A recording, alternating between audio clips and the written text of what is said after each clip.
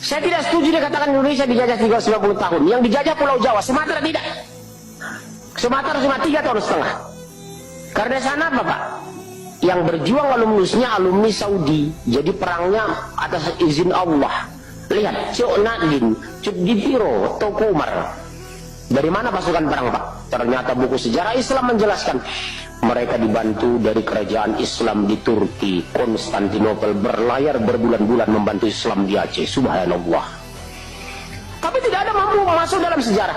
Bahkan yang lebih ironisnya dan sadis, gambar-gambar pahlawan nasional, Cut Nyadin, Cut Ditiro, Cut Nyadin ya, dibikin rambut dikepang pakai adat.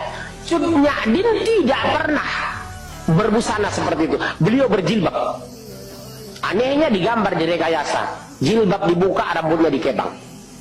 Dokumen ditemukan di Aceh Pak. Cut Nyadin itu kemana-mana berjilbab.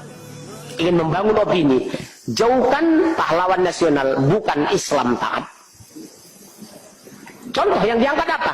Jalan Yos Sudarso. Yos itu kan Katolik, Yosef. Orang lebih tahu siapa Pak? Yos Sudarso daripada M. Natsir. Betul kan? Lebih terkenal R.A. Kartini daripada Cut Nyadin. Betul kan Pak? Wajar dia orang kaya. Suaminya bupati, hidup pria.